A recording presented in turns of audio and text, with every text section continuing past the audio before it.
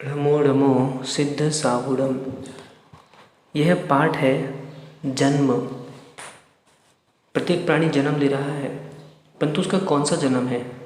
देख रहे हैं हम, तिरंचों का भी जन्म होता है, गाय बैलों का भी जन्म हो रहा है, वे सब तिरंच हैं। मनुष्य का भी जन्म हो रहा है, देवनागियों का भी जन्म हो रहा है। तो शास्त्रों में किसका कौन सा जन्म कहा है? सर्वप्रथम जो जन्म की परिभाषा बनती है, पूर्व शरीर को त्याग कर कर नवीन शरीर धारण करने को जन्म कहते हैं। जन्म के 3 भेद होते हैं: सम्मूर्छण जन्म, गर्भ जन्म, उत्पाद जन्म।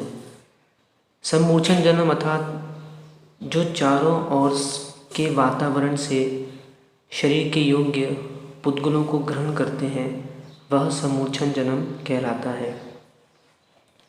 गर्भ जन्म माता के उदर में रज और वीर्य के परस्पर मिलने से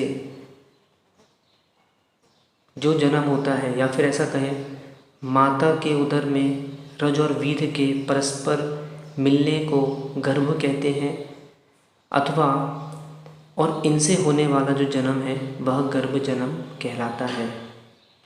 उत्पाद जन्म तो देवनागियों के उत्पत्ति स्थान विशेष को उत्पाद और उनके जन्म को उत्पाद जन्म कहते हैं।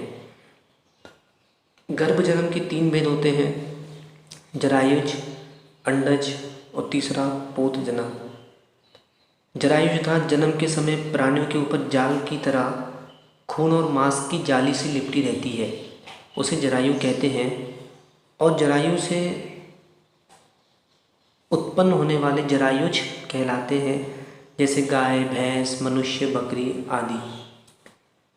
अंडज तो जो नख की त्वचा के समान कठोर है, गोल है और जिसका आवरण शुक्र और शोणित से बना है, उसे अंड कहते हैं।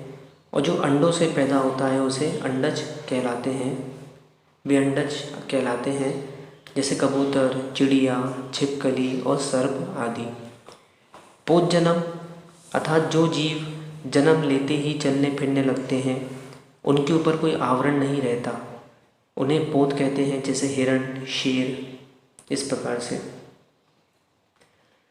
अब जो कौन से जीवों का कौन सा जन्म होता है, तो देवनागियों का उत्पाद जन्म होता है, मनुष्य तिरंचों का गर्भ जन्म और सम्मूर्छण जन्म होता है, और 1, 2, 3, 4 इंद्रियों का जो विकलतर हैं उनका सम्मूर्छण जन्म होता है। इस प्रकार से संक्षिप्त में जन्म का पाठ हमने देखा।